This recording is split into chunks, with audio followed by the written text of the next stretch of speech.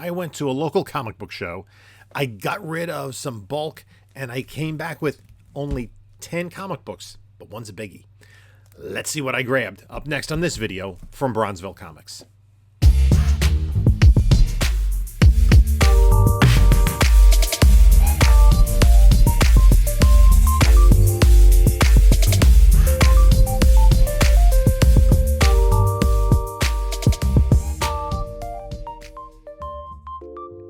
Hello, panelologists. This is Jim from Bronzeville Comics coming to you with another video. And before we get started, please like, comment, subscribe, do all that good stuff. Check out the description of this video for all that you need. Coming up this Saturday, November 1st, in the Bronx is the Bronx Comic Show. It's organized by Lone Wolf Comics and Streetside Anthony. I will be selling there. The flyer I'm going to put right down here, and there is a link in the description to where you can get tickets. So if you're in the area, come check it out. There are going to be some great vendors, some great books available. So, I had been talking to my buddy Joe, 360 Comics, and he takes care of bulk. He has like a guy that comes and gets bulk from him. So, guy always wants bulk. Joe always needs bulk.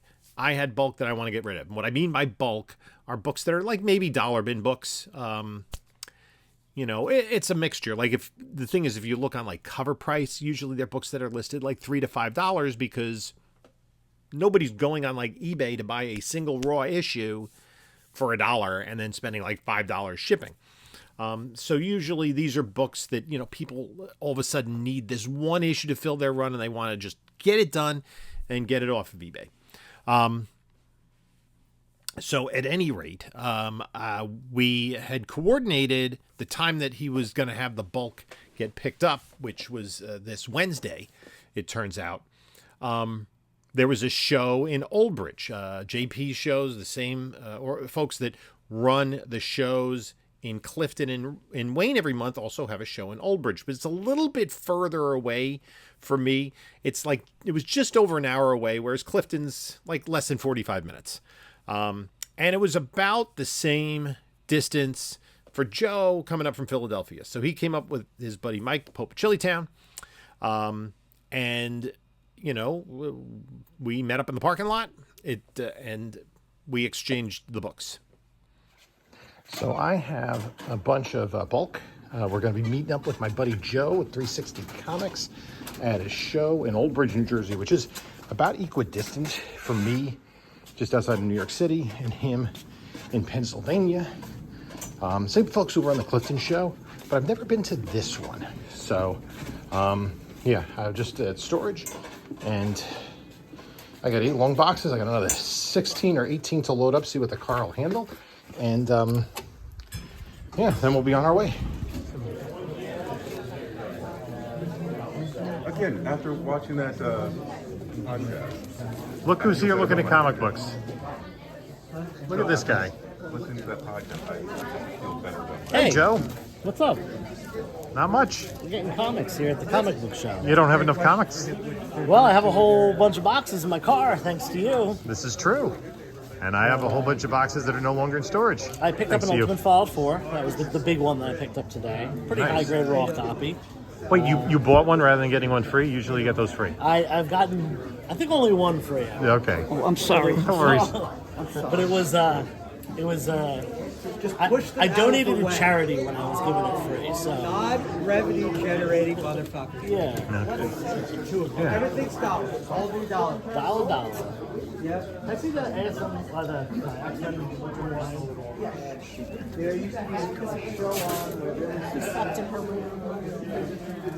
Hello, Steve. Hello, Jim.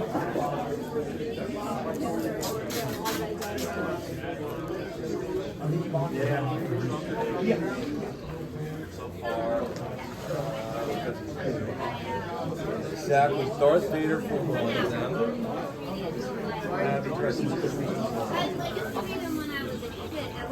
Me too. I always marveled at Archie. Like, why does he have so many girls?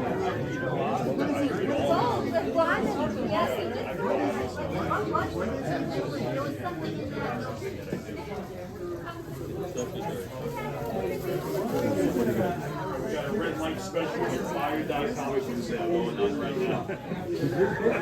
No more blue light specials, red light specials. Yes, that's right. The blue light special. So then we went into the show. It was at a local Elks Club or Elks Lodge, and it was a smaller show. It's smaller than the other two shows. A lot of vendors I'm familiar with, and so I just kind of did casually. I was doing a little bit of digging. To begin with, I think I bought at Joe's Claim Sales. I don't know if these were both from Joe or one was from Mint Hunter Comics, but he just kind of set it aside rather than shipping it. And I think these are both slab contenders. One is All-Star Squadron number 23. This is the first appearance of Amazing Man. Now, if you watched, I don't know how many people did. I still have to finish it.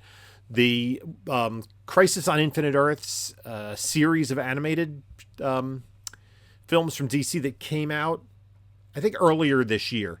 Amazing Man was one of the characters they included. So basically, this was one of the original creations that Roy Thomas did for All-Star Squadron to go along with all of the characters that DC owned from the Golden Age. And so, he's an African-American, which there were very few African-American characters in comic books in the early 1940s during the war. So the story was he was at the 36 Olympics and then basically has the powers of Absorbing Man. And then the other book I picked up is a Miracle Man number 1. Nice minty copy. So I'm going to just throw these in my slab pile. So then the first booth I started digging at was with Steve from Elite Comic Sales. I grabbed a bunch of books from him. Made a little bit of a package deal. I've got this. This is the adaptation of the 1989 Batman movie. It's probably got a couple things on the back that would keep it from a potential 9/8. I was looking at that. So we're just going to move on with that. And then Batman 475. This is the first appearance of Renee Montoya, who becomes the Question. And then this one. This one I picked up a lot lately. I've got a couple 9/8s out of this. Marvel and DC present the Uncanny X-Men and the New Teen Titans, a crossover when they were the most popular series from each publisher. It has a Walt Simonson cover.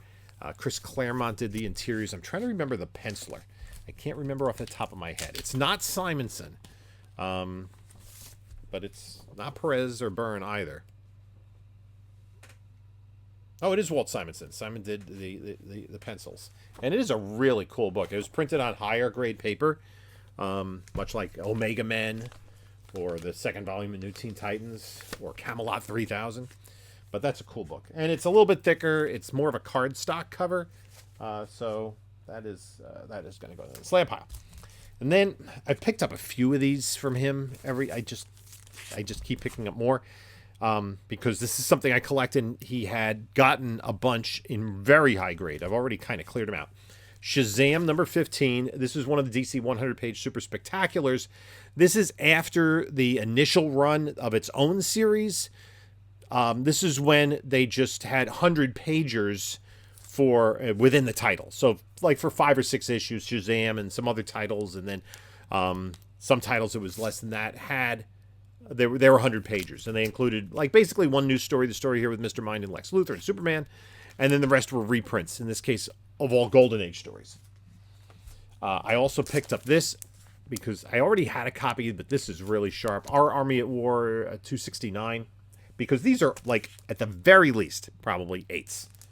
And then I picked up a Justice League of America 113. This is the first modern appearance or bronze appearance of Sandy, who was the Golden Age sidekick, or sidekick to the Golden Age Sandman.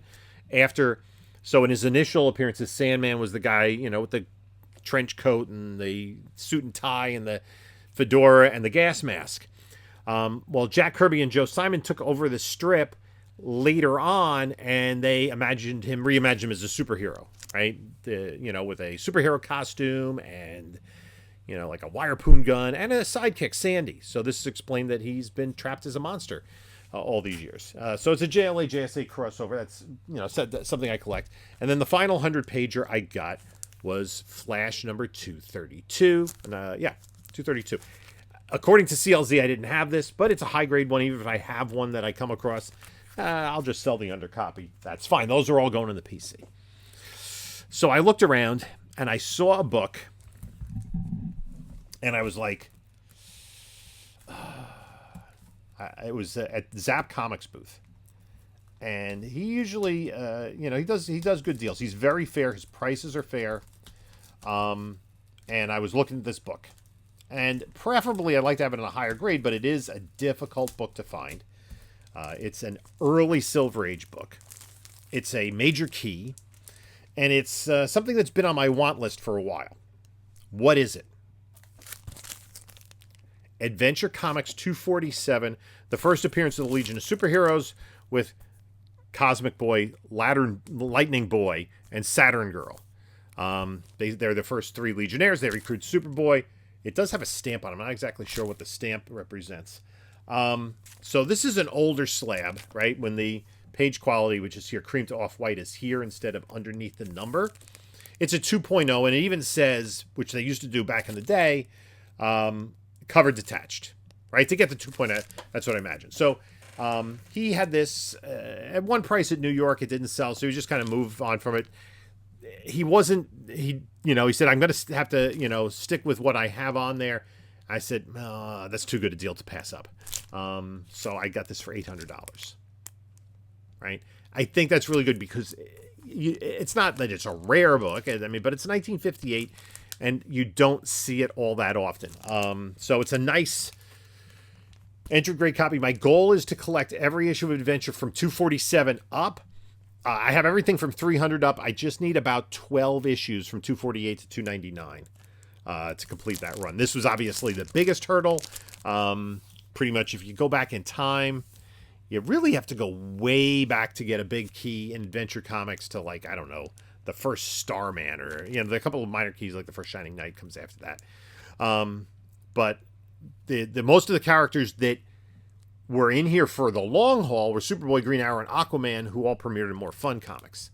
So this was a really great book to add to the PC. And it does lack eye appeal. Unfortunately, there's generally no sense in cracking it out and resubmitting because the cover's detached. I don't know how much work I'd want to do on it anyway. I think the cover probably could be cleaned. Even if it's just dry cleaning and using like a document cleaning pad to get that. I don't know if it was ever pressed, but it's like, chipped on the edges and stuff. So I'm just going to keep it in the collection for a while. If I do anything with it, I was thinking of maybe conserving it if I could teach myself those techniques, because this, I think you'd probably get a 3.5 restored, because you need to do at the very least some tear seals on the cover. Give it a thorough cleaning. Yeah, it's never been cleaned. You look at some, it's like almost tempting to get it out and clean it so that it looks better. So that's the haul. That's all I got on the day. That was, like I said, okay, I spent my budget for the day. So that's it. Hope you enjoyed the video. And let me know if you've ever been to that show. I've never been to the show before, and I had a good time. I don't know if I'd make it a regular monthly occurrence, just because it is a little bit further away, but and it is smaller than, let's say, the Clifton show or even the Wayne show. So maybe. It's like a maybe. At least I have it on my radar. I know where it is and all that sort of stuff. So at any rate, I'd like to thank you for stopping by. If you enjoyed this, you can take a look at a couple of my videos here. And this is Jim saying until next time, enjoy your comics.